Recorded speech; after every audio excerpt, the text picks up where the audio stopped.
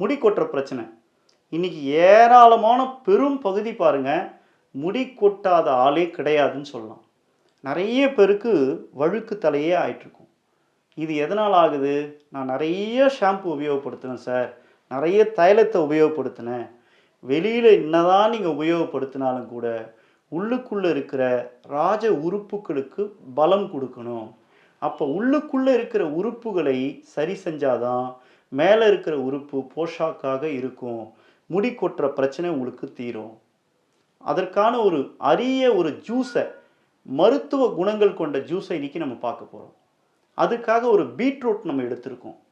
பீட்ரூட்டுன்னு சொல்லும்போது ரத்தத்தை சுத்தப்படுத்துறதுல பெரும் மருத்துவ குணங்கள் கொண்டது.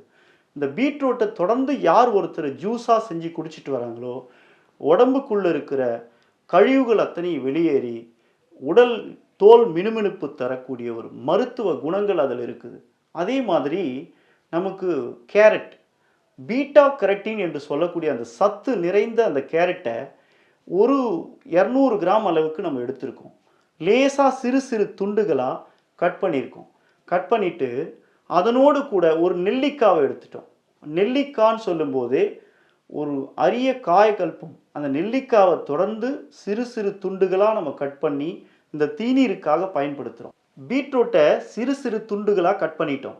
அதே மாதிரி கேரட்டையும் சிறு சிறு துண்டுகளாக கட் பண்ணி எடுத்துட்டோம். அதுக்கப்புறம் நெல்லிக்காய், ஒரு நெல்லிக்காவை சிறு சிறு துண்டுகளாக கட் பண்ணி மிக்சியில் போட்டு தேவையான அளவுக்கு தண்ணீர், ஒரு 200 மில்லி தண்ணியை அதில் சேர்த்து மிக்சி ஜாரில் நல்லா அரைக்கிறோம். அது நல்ல மைய அரைச்ச பிறகு ஒரு பாத்திரத்தில் எடுத்துக்கிறோம். இந்த ஜூஸை தொடர்ந்து நீங்கள் காலையிலையும் மாலையிலையும் தொடர்ந்து சாப்பிட்டே வந்தீங்கன்னா உங்கள் உடம்புக்குள்ளே இருக்கிற ராஜ உறுப்புகளான எல்லா உறுப்புகளும் பலம் பெறும். முடி மயிர்கால் வழியாக இருக்கக்கூடிய டாக்ஸின் அத்தனையும் வெளியேறி உங்களுடைய முடி கொட்டுதல் என்று சொல்லக்கூடிய அந்த பிரச்சனையானது படிப்படியாக குறைய ஆரம்பிக்கும்.